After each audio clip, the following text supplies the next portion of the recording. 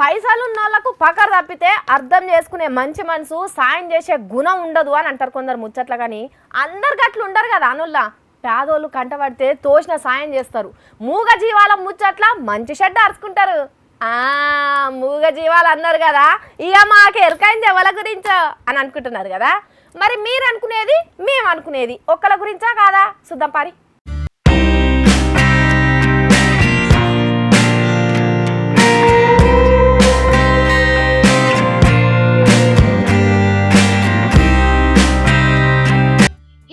మేము చెప్తున్నది megastar Chiranjeevi sir కోడలు రామ్ చరణ్ సార్ ఇంట ఆమె ఉపాసన మేడం గురించి.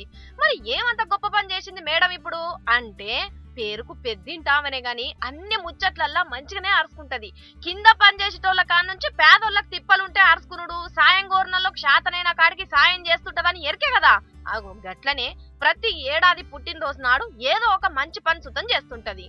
అయితే ఇప్పుడు కూడా గట్లనే నిన్నట్లా మేడం 31వ పుట్టినరోజు అయితే హైదరాబాద్ నెహ్రూ జూ పార్క్ ఎరికే కదా. అగో అందుండే ఒక ఏనుగును దత్తతకు తీసుకున్నది. ఏనుగు పేరు రానట.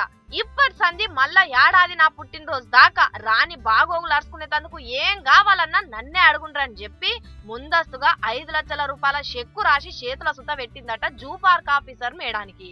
మరి ఎందుకట్లా ఏనుగునే ఎంచుకున్నది మేడము అంటే, మొన్నట్ల పాపం కేరళ ఓ ఏనుగు మొలలు ఒడిచిన తిండి తిని పాపం కడుపుతో ఉండంగానే జీవిడిచిందని చెప్పుకున్నాం కదా అనుల్లా. అగో ఆ ముచ్చట్ల ఉపాసన మేడం మనసుకు మస్తు బాధ అయిందట. అగో అందుకే ఇట్లా ఈ పుట్టినరోజుకు ఏనుగును దత్తత తీసుకుంటానని అప్పుడే అనుకున్నట్టున్నదుల్లా.